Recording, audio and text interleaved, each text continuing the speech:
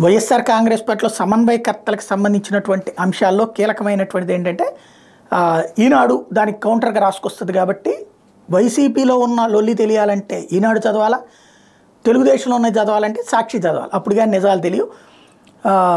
ఇక్కడ ఒంగోలు లోక్సభ నియోజకవర్గం నుంచి రాష్ట్ర ప్రభుత్వం ఇప్పుడు చెవిరెడ్డి భాస్కర్ రెడ్డిని ఈసారి బరిలో దించేందుకు సిద్ధమయ్యారు.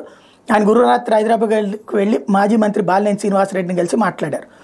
ఒంగోలు ఎంపీ అభ్యర్థిగా తాను వస్తే మీరేమంటారని ఆయన అడిగారు. ఇప్పటికే పార్టీలో అవమాన భారంతో కుంగిపోతున్న ఆయన, అంటే ఆయన ఇక్కడ అవమాన భారంతో కుంగిపోయాడు. ఇంతవరకు అంతగా ఆయనకి ఇచ్చినంత గౌరవం ఇంకెవరికి ఇవ్వలేదు ఆయన. ఇటీవల 3 రోజులు విజయవాడలో నుండి ప్రయత్నించిన సీఎం అపాయింట్మెంట్ ఇవ్వకపోవడంతో అసహనంతో హైదరాబాద్కి వెళ్ళిపోయారు. అలాంటి సమయంలో తమతో మాట మాత్రమే చెప్పకుండా ఒంగోలుకి ఎంపీ అభ్యర్థిని సిద్ధం చేయడంపై ఆయన మరింత రగిలిపోయారు.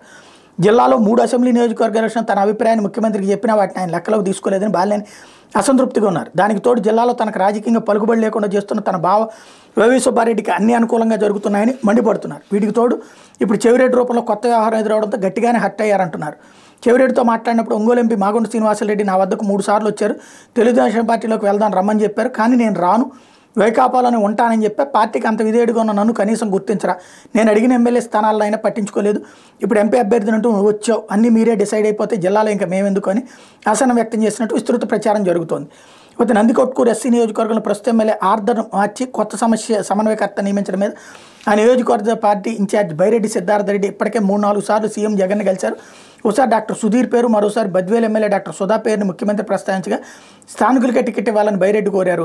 గురువారం రాత్రి కలిసినప్పుడు స్థానికుడైన లబ్బి వెంకటస్వామికి ఇవ్వండి, లేదా మరో స్థానికుడికి ఇవ్వండి, కాదు స్థానికేతలకు ఇస్తామంటే మీ ఇష్టం, నేనేమీ చేయలేనని కుండబద్దలు కొట్టినట్టు చెప్పినట్టు సమాచారం. ఇక కడప ఎంపీ వైఎస్ అవినాష్ రెడ్డి ముఖ్యమంత్రి కార్యాలయం శుక్రవారం వచ్చారు. మార్పు చేర్పుల నేపథ్యంలో ఆయన సీఎం జగన్ కలిసి మాట్లాడిన సమాచారం.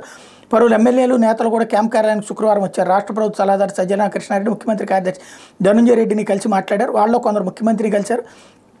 దర్శి ఎమ్మెల్యే మద్దిశెట్టి వేణుగోపాల్ తన స్థానంలో బూచేపల్లి శివప్రసాద్ రెడ్డి నియమించినందున తనను ఎక్కడికి మారుస్తున్నారని అడిగారు. ఆయనకేమీ స్పష్టత ఇవ్వలేదు. నంద్యాల లోక్సభ స్థానాన్ని తన పెదనాన్న ప్రతాప్ రెడ్డికి ఇవ్వాలని కోరుతున్న ఆలగడ్డ ఎమ్మెల్యే గంగులు బ్రిజేంద్రనాథ్ రెడ్డి పార్టీ పెద్దలు మరోసారి కలిసి మాట్లాడారు. చీరాలో ప్రస్తుత సమన్వయకర్త కర్ణం వెంకటేష్ రోడ్డు ప్రమాదంలో కాలికి గాయమై బయట తిరగలేక విశ్రాంతి తీసుకున్నారు. ఆయన బయటికి రావడానికి ఇంకా సమయం పడుతుంది. నేపథ్యంలో తన సొంత నియోజకవర్గమైన చీరాలో తనకు అవకాశం ఇవ్వాలని అడిగేందుకు పర్చూరు వైకాపా ఇన్ఛార్జ్ ఆమంచి కృష్ణమోహన్ పార్టీ పెద్దలను కలిసినట్టు సమాచారం. అవనగడ్డ, కోవూరు ఎమ్మెల్యే సింహాద్రి రమేష్, నల్లపరెడ్డి ప్రసన్న కుమార్ రెడ్డి కూడా ముఖ్యమంత్రి క్యాంప్ కార్యాలయానికి వచ్చి వెళ్ళారు.